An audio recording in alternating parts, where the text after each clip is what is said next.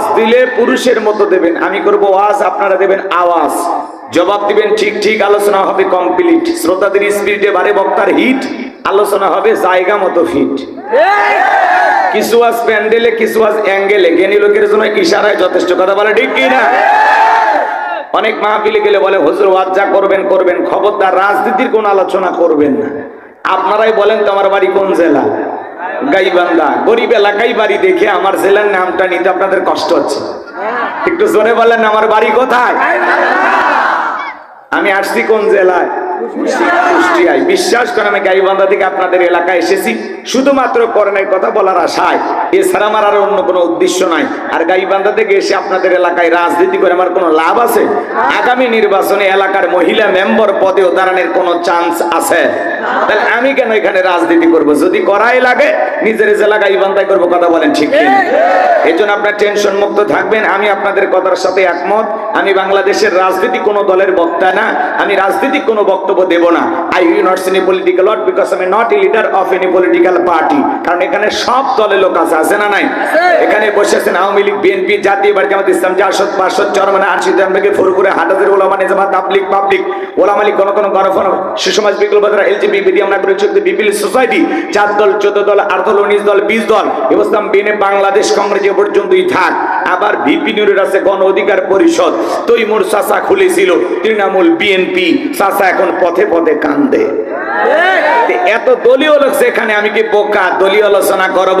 এই দিক থেকে যদি একটা দলের লোক গুতা মারে, ওই দিক থেকে আর একটা দলের লোক থানা টেলিফোন করে, আমি হুজুরের অবস্থা ভালো না খারাপ?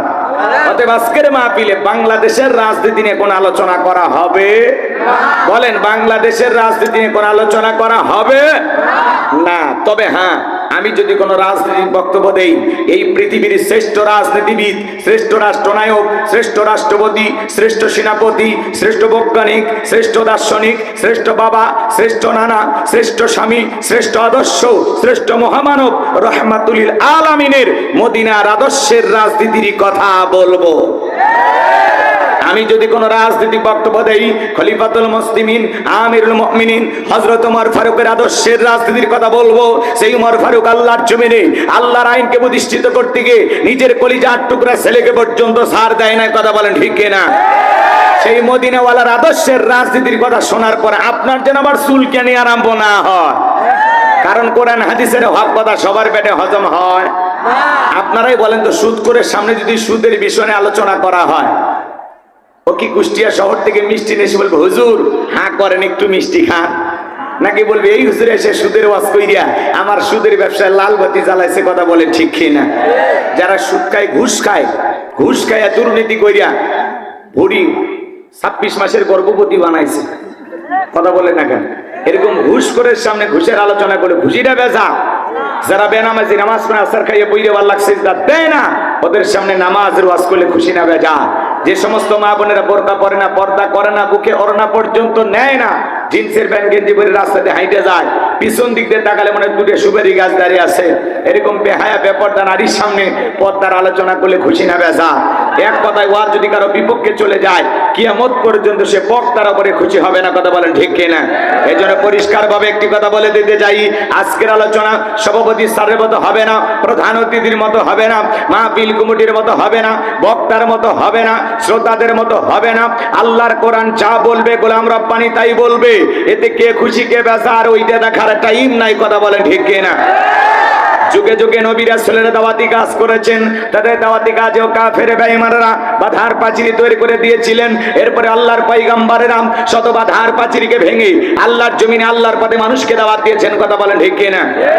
আপনারা আমার প্রিয় নবী কালেমার দাওয়াত দিতে গিয়ে করোনার প্রচার করতে গিয়ে মার খেয়েছেন, রক্ত জড়িয়েছেন, দান্দার মোবারক শহীদ হয়ে গেছেন, লোহার টুপি মাথার ভিতর ঢুকে গেছেন, সাহাবায়ে কিরাম দ্বীনকে প্রতিষ্ঠিত করতে গিয়ে মার খেয়েছেন, রক্ত জড়িয়েছেন, জীবন দিয়েছেন। ও বাংলার মুসলমান, 1971 সালে এদেশের মাটির জন্য, এদেশের স্বাধীনতার জন্য আপনার আমার পূর্বপুরুষেরা যদি রক্ত দিতে পারেন, জীবন দিতে পারেন, প্রয়োজন যদি হয় আল্লাহর জমিনে আল্লাহর দ্বীনকে প্রতিষ্ঠিত করতে গিয়ে, কোরআনের সমাজ কায়েম করতে গিয়ে নবীদের মতো, সাহাবায়ে কিরামদের মতো বুকের তাজা রক্ত দিতে হয়, কারা কারা দিতে রাজি? তুই হাত তুলে আল্লাহকে দেখা। আর সোজা করেন, টান টান করে তোলেন। আমি কি হাত নামাইতে বলেছি? ওই যে মাঝে মাঝে হাত ব্যাকা করে তুলেছেন, দুই হাত সোজা করার শক্তি না, আপনি পুরুষ মানুষ, দুটি ভিটামিন ক্যালসিয়াম মাঝে মাঝে কিনে খাবেন, একেবারে দুর্বল হলে চলতে পারবে না। হাত সোজা করেন, সোজা করেন, লিল্লাহে তাকবীর বলেন তো বাজান, আপনার আমার জীবনের মালিক কে? কুষ্টিয়ার যুবকেরা ভালো করে বলো তো, এই জীবনের মালিক কে? প্রেম করবা আর প্রেমিকাকে পার্কে নিয়ে যা ডায়লগ দিবা, এ জীবন তোমার, তুমি শুধু আমার, ওরে হাইব্রিড যুবক, এই জীবনের মালিক কে? আপনার আমার সম্পদের মালিক কে? আল্লাহর দেয়া জীবন, আল্লাহর দেয়া সম্পদ, আল্লাহর পথে খরচ করতে রাজি আছেন তো মুসলমান? যতটুকু পারেন সহযোগিতা করবেন, সবাই পকেটে হাত দেন, 10, 20, 50, 200, 100, 500, 2, 4, 5, 10,000, যে যা পারেন আল্লাহর রাস্তায় পকেটে হাত দিয়ে প্রাণ ভরে টাকা দান করেন। খবরদার কে যেন আবার বিড়ি ম্যাচ দিন না। 2014 সালে ওয়াজ করতে গেছিলাম রংপুর তারাগঞ্জ, ওই জায়গায় কালেকশন চলতেছিল, একজন ব্যাগের ভিতর দিয়েছিল 2 প্যাকেট বিড়ি, দিয়ে লিখে দিয়েছে 1 প্যাকেট মাহফিল কমিটির আর 1 প্যাকেট বক্তা। কত বড় দুষ্ট, চিন্তা করেন। সবাই পকেটে হাত দিয়ে যে যা পারেন দেন, আল্লাহর রাস্তায় আল্লাহ সবাইকে দান করে, তৌফিক দান করেন। জোরে বলুন আমিন, আরো জোরে বলুন আমিন। সবাই পকেটে হাত দেন, সবাই পকেটে হাত দেন, যে যা পারেন আল্লাহর রাস্তায় পকেটে হাত দেন। ছেলেপেলে যারা আসো, ব্যাগ নিয়ে, রুমাল নিয়ে, চাদর নিয়ে, যার কাছে যা আছে তাই নিয়ে মাঠে নামো, খেলা হবে। ঠিক আছে, নিয়ে নেন, এগুলো নেন, সামনে টাকা থাকলে ওয়াজ হবে, মনে হবে আমার টাকা, পকেটে তুলবি। হ্যাঁ, সবাই একটু মেহেরবানি করে দেন। পানির বোতল টোতল এখানে, রবিউল ইসলাম 1000 টাকা। আপনারা যারা দিবেন ভাইদের কাছে নাম লিখে দেন, ভাই আগামী বছর দিবেন। সভাপতি বাজান দিয়ে দিছে না, আগামী বছর 2000। আপনি সভাপতি থেকে কি লাভ? হ্যাঁ, সভাপতি যদি 2000 দেয়, আমাকে সভাপতি বানাবেন, প্রত্যেক বছর পোস্টারে আমার নাম দেবেন, আমি 5-10 হাজার যা পারি পাঠাবো। সভাপতি মানে সবার উপরে, সভাপতির কলিজা থাকবি কত বড় জানেন? বিশাল বড় কলিজা হলে সভাপতি অনেক জায়গায় কয়েক লাখ টাকা দেয়। এই যে গত কয়েকদিন আগে নওগাঁ শহরে মাহফিল করলাম, সভাপতি 6 লাখ টাকা। এখানে নাই, প্রতিষ্ঠান নাই, কম করে দেন। এই বলি এত কম দিবে? দিবে, দেবে 5,000, 5,000 না 10,000 আগামী বছর। কষ্ট পাইলেন? আগামী বছর জনাব মোহাম্মদ জাহিদুল হক বিপু সাহেব নাকি এনি তো, আগামী বছরের জন্য 5,000 টাকা জোরে বলেন মারহাবা। আল্লাহ হায়াত বাড়া দেন, জিন্দিগির গুনাহগুলো মাফ করে দেন। আর যে খারুল ইসলাম মধু ভাই, উনি ওই যে প্রয়োজনে, তাই না, ওনাকে তো প্রয়োজন, মধু তো খাবার সবারই মনসা। হ্যাঁ, উনি গিয়ে নামে মধু ভাই, এ চা না রে, চা লাগবে নাম হয় না, চা লাগবে না, পানি হইলে হবে বাবু, গরিব মানুষ অত চা খায় না রে। হ্যাঁ, সবাই একটু দিয়েছে, ঠিক আছে, বসেন বসেন, রাত অনেক হয়েছে। এখন আমি আপনাদের সরাসরি আলোচনা নিয়ে চলে যেতে চাই, কথা বাড়াবো না, 12:30 পর্যন্ত আমি আলোচনা করবো। এখন যা বাজে বাজুক, একটু কি ধৈর্য নিয়ে আমার একটু 1 ঘন্টা সময় দেয়া যাবে না বাজার? দেয়া যাবে। এরপরে যদি আপনারা ধৈর্য নিয়ে বসেন, আরো সময় বাড়াবো, লাফালাফি করা হবে না, একটু সময় দেন, যদি ভালো লাগে সময় বাড়াবো, আর না হলে এর মধ্যেই আমরা দোয়া করে দেবো ইনশাল্লাহ। যে সুন্দর বাতাস বইতেছে, তাই না, ভালো তো, পরিবেশটা ভালো তো, নাকি বলেন? ঠিক আছে, 12:30 পর্যন্ত কারা কারা থাকবেন না 2 হাত তোলেন। দেখেন তো হাত তুলছে অনেক। কারিমের সবচাইতে ছোট সূরা, সূরাটির নাম কি বলেন তো? কাউসার। জোরে বলেন কি নাম? কাউসার। সবচাইতে ছোট সূরা কোরআনুল কারীমের 108 নম্বর সূরা। মোট আয়াত আছে 3টি, রুকু আছে 1টি। বিশ্বনবীর মক্কার জিন্দেগিতে এই সূরাটি নাজিল হয়েছে। অনেকে ভাবতেছেন হুজুর সূরা কাউসার থেকে ওয়াজ করবেন, এটা যদি আমরা জানতাম তাহলে কষ্ট করে আপনার মাহফিলে আসতাম না, এরকম কি ভাবতেছেন আপনারা? আচ্ছা, আমি আপনাদেরকে প্রশ্ন করি বাজান, বলেন তো, পরিচিত পথে পথ চলতে সহজ না কঠিন? কথা বোঝেন নাই, মানে পরিচিত পথে পথ চলতে সহজ না কঠিন? সহজ। পরিচিত মানুষের সাথে কথা বলে ভালো লাগে না খারাপ লাগে? ভালো লাগে। পরিচিত পথে পথ চলতে যেমন সহজ হয়, পরিচিত মানুষের সাথে কথা বলে যেমন ভালো লাগে, ঠিক বক্তা যদি কোনো পরিচিত আয়াত বা সূরাত থেকে আলোচনা করে, এইটা শুনে আরো বেশি ভালো লাগে, কারণ বিষয়টা আপনারও জানা আছে। আর যে জিনিস যত বেশি জানবেন, চর্চা কমে না বাড়ে? জোরে বলেন না, চর্চা কমে না বাড়ে? সূরা কাউসারের তাফসীর আপনারা যেভাবে জানেন, হয়তো আমি সেভাবে জানি না। আজকে আমি যেভাবে বলবো হয়তো আপনারা এইভাবে শোনেন না। কথায় আছে এক একটা ফুলের এক একটা সুঘ্রাণ, কথা বলে ঠিক কিনা? এই জন্য এত কষ্ট করে আসছি, একটু শোনার সুযোগ করে দেন, বলার সুযোগ করে দেন, দেখবেন ভালো লাগবে ইনশাআল্লাহ। আল্লাহ কবুল করুন, জোরে বলুন আমিন। আল্লাহ তাআলা সেই আয়াতটি বা সূরাটি নাজিল করেছেন, সেই নাজিলের প্রেক্ষাপট জানার দরকার আছে না নাই? আরবিতে বলা হয় শানে নুজুল। যদি শানে নুজুল আলোচনা করা হয় তাহলে তাফসীর বুঝতে সহজ হয়, বলুন সুবহানাল্লাহ। তাহলে কোন প্রেক্ষাপটে কোন সময় রাসূলের উপরে আল্লাহ পাক সূরা কাউসার নাজিল করেছেন আমি কি একটু তুলে ধরবো? ভাই আপনাদের কি কষ্ট হচ্ছে? বলেন তো বাজান, এই কোরআনের কথাগুলো শুনলে লাভ না লস? একটু জোরে বলেন, লাভ না লস? লাভটা কি আমার আল্লাহ জানায়া দিলেন, وَإِذَا قُرِئَ الْقُرْآنُ فَاسْتَمِعُوا لَهُ وَأَنصِتُوا لَعَلَّكُمْ تُرْحَمُونَ। সূরা আরাফ আয়াত নাম্বার 204। আমার আল্লাহ রাব্বুল আলামিন জানায় দিলেন, তোমাদের সামনে যখন কোরআন পাঠ করা হয়, কোরআনের আলোচনা করা হয়, চুপ করে কান লাগে মনোযোগ সহকারে কোরআনের কথাগুলো শ্রবণ করো। যারা চুপচাপ কোরআনুল কারীমের কথাগুলো শ্রবণ করবে, আমার আল্লাহ রাব্বুল আলামিন আসমান থেকে তাদের উপরে আল্লাহ রহমত বৃষ্টির মতো নাজিল করবেন, বলুন সুবহানাল্লাহ। এটা জান্নাতের বাগান, এই জায়গায় আল্লাহ রহমত নাজিল হইতেছে, এই বিশ্বাস আপনার আমার দিলে আছে না নাই? কোরআনের কথাগুলো শুনলে লাভ না ক্ষতি?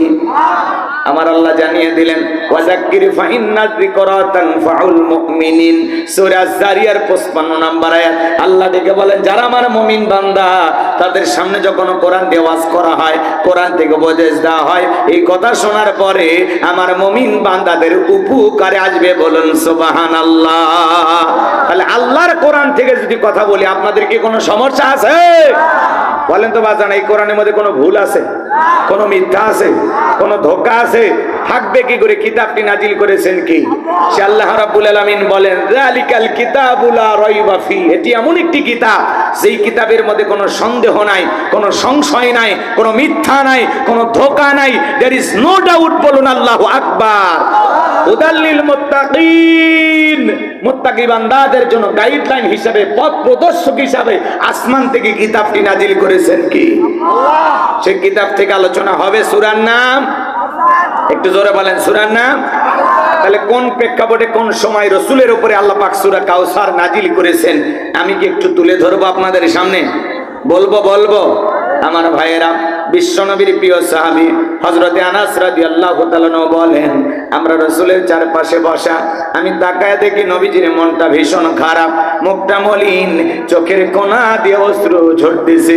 কিছুটা সময় অতিবাহিত হয়ে যাওয়ার পরে আমি তাকায় দেখি বিশ্বনবী মুস্কি মুস্কি হাসতেছেন, বলুন সুবহানাল্লাহ। হযরতে আনাস দেখে বলেন, নবী গো, এই মাত্র দেখলাম মনটা খারাপ, মুখটা মলিন, চোখের কোণা দিয়ে অশ্রু ঝরতেছে, আবার কেন মুস্কি মুস্কি হাসেন? আমার নবী কেন কাঁদেন, কেন হাসেন? এর পিছনে রহস্য আছে না নাই? নবীজির মনটা খারাপ, চোখের কোণায় পানি, কারণ হলো নবীজির কলিজার টুকরা ছেলে সন্তানগুলো জন্মগ্রহণ করে, আর এক এক ছেলে সন্তানগুলো মারা যায়। ইব্রাহিম মারা যায়, আবুল কাসেম মারা যায়, তাহের মারা যায়। এক এক ছেলে সন্তানগুলো যখন জমিন থেকে বিদায় নেয়, বাবা হিসাবে নবীর মনেও কষ্ট লাগে কিনা? এই জন্য আমার নবীজির মনটা ভীষণ খারাপ।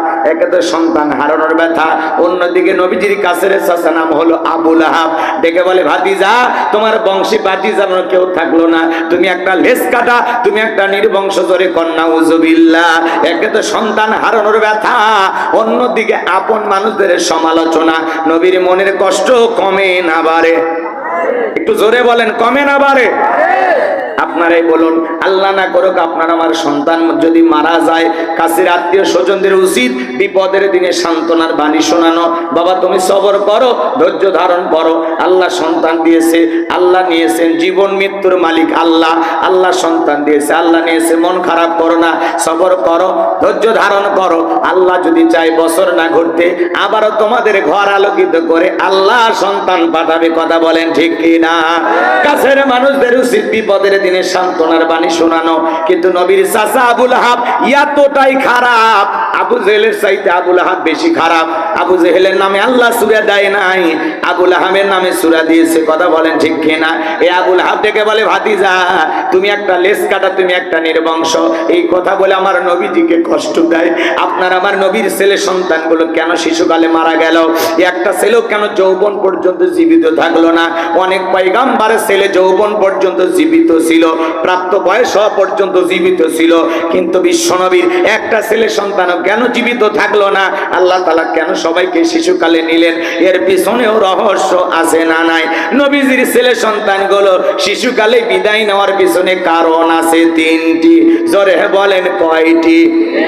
নবীর উম্মত হিসাবে জানতে মনে চায় না নবীজির ছেলে সন্তানগুলো কেন জীবিত থাকলো না, কেন আল্লাহ তাআলা তাদেরকে শিশুকালে নিলেন? কি সেই তিনটি রহস্য, কি সেই তিনটি কারণ?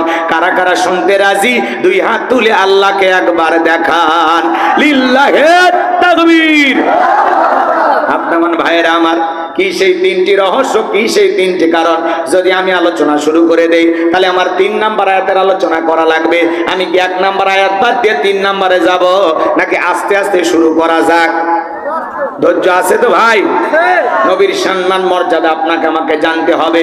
কেন রসুলের ছেলে সন্তানগুলো জীবিত থাকলো না, মারা গেল? আমার ভাইয়েরা, অবশ্যই আমি আপনাদের সামনে তুলে ধরবো। গভীর মনোযোগ দিয়ে কথাগুলো শুনবেন। একে তো সন্তান হারানোর ব্যথা, অন্যদিকে আপন মানুষদের সমালোচনা, ব্যথিত হৃদয়, অন্যদিকে সাহাবায়ে কেরাম যারা ইসলাম ধর্ম গ্রহণ করে কাফের বেঈমান তাদের উপর নির্যাতন জুলুম চালায়। হযরত বেলাল তখনও কালেমা পড়ে মুসলমান হন নাই।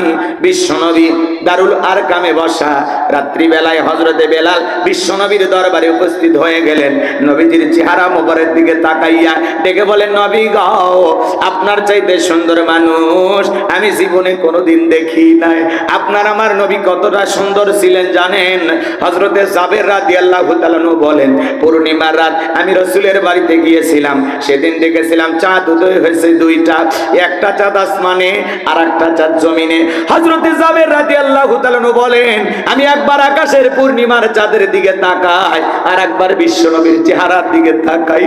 হযরতে জাবের রাদিয়াল্লাহু তাআলা বলেন, ওই আকাশের পূর্ণিমার চাঁদের চাইতে আমার নবীকে আমার কাছে বেশি সুন্দর মনে হয়। আপনার আমার নবী কতটা সুন্দর ছিলেন জানেন?